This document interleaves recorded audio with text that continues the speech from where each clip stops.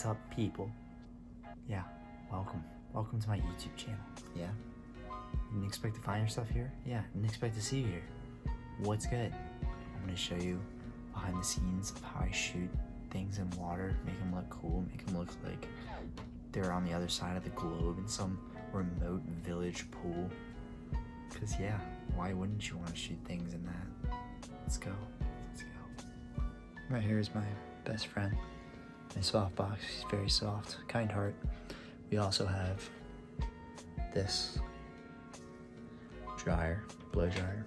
It is an amazing tool for making water move. It makes it look great. Look at this, ready? Yeah, look at that water, ready? And see? Water movement, it's beautiful. Now it's on the tripod. Now it's about ready to shoot. We're finished. Now we have final product shots. Now we get to edit them. Best part. These were just kind of some I liked the most. I really like the softness here. It's like the long exposure. I think it looks really good. Lower your shutter speed so it stays open longer. It kind of catches all that movement. Super cool effect.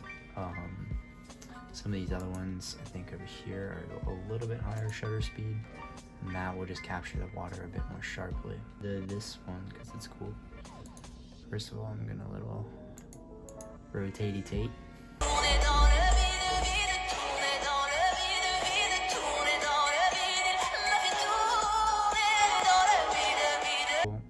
Just look at some of my presets, kind of to get an idea of like where to get started here. The peeps rate, that's kind of been my favorite recently, and I kind of like that a lot. I think I might go with that one. So typically I kind of just play with all the little sliders and kind of see what I like. I think the contrast would be nice for this image. I want these white, but not too white, you know what I mean? Like your Uncle Dave at like a barbecue, like it's too white. You don't want to be that white. Yeah, I'll just stop there. But speaking about whites, I'm just gonna raise these whites and lower down the blacks. A little bit of blue maybe. Just like a tint of blue, kind of just get that water feel. Let's see what gold looks like too. It's also fun to kind of just max these out sometimes. Obviously you would never do this, but it's interesting. Vibrance, you always kind of want to be careful with the colors here.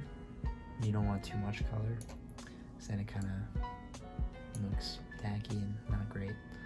So honestly, sometimes dulling the color a little bit, like taking away some saturation, adds a lot. Color mixers are absolutely wonderful. You can kind of go in and tweak all of the colors at will, whichever ones you want. Also, I wonder if you guys can guess where this expensive jewelry is from. I spent an absolute fortune on it. It's actually a lie. I don't know if you could ever guess where it's from. It's probably the best store in America or possibly the world. You guessed it, Walmart. It's kind of fun taking little Walmart products and seeing if you can make them look like something the Queen will wear. God rest her soul. Yeah, too soon. Might be too soon. So color grading. I feel like people are low-key scared of color grading, but I think it's wonderful. You also kind of want to be careful that you obviously don't want to do too much. So usually I kind of like see what it looks like a lot and just kind of tone it back from there.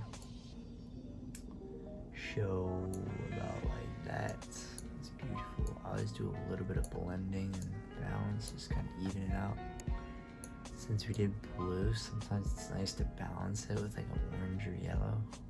So little complementary colors, which will work in your favor. Honestly, the cool blue is kind of nice. It's kind of starting to look like smoke, which is pretty sweet. texture. I feel like people absolutely abuse this slider, but for fair reason, because it's a pretty sweet slider. I'm just gonna do a little bit here, and then in the mass afterwards, I will touch it up a bit for the object. DAs can be super nice sometimes. Sometimes not so nice, but a little bit of an EA is not. I'm never gonna be mad about that. Green is always another interesting thing if you want that more vintagey. Like, I like that a lot. Like, I think it looks cool, but it's not necessarily the look I'm going for right now. And after I finish all this, I kind of go back to the curves.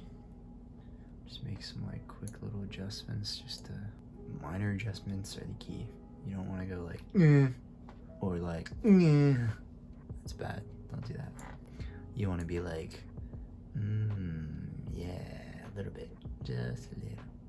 The final step is masks. Select the subject. This add-on from Lightroom was an absolute godsend, even though it didn't really work that well at the time. But definitely try that. It will save you countless hours. So you can just select the negative thing to get rid of stuff. Select the brush, and you just paint away everything. Anything you don't really want. Alright, and once that's done, bada bang. Then this is where the fun begins. You can just adjust only for this, which is game changer. You still don't want to do anything like crazy because it's less noticeable, but still can like kind of ruin the image a bit. So don't go too ham on this.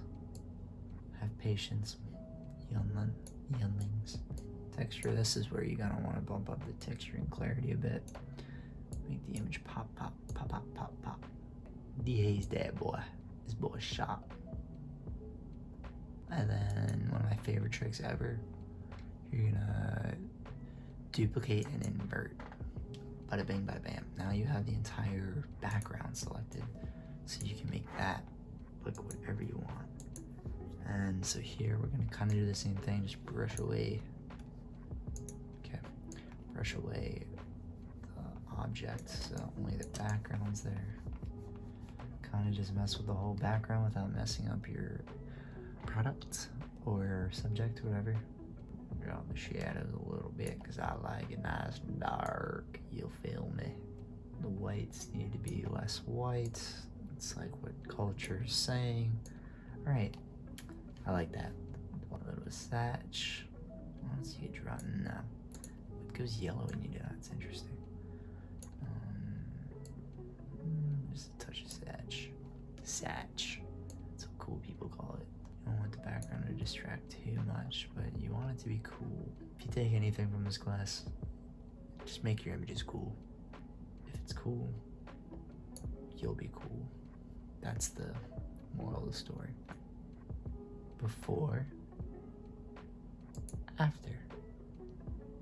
Before. Nice. And then once you've done all the hard work, it's kind of great because then you can just go into your presets, bada bing, bada bam, create preset, boom, call it cool men. Because why not? Men are cool.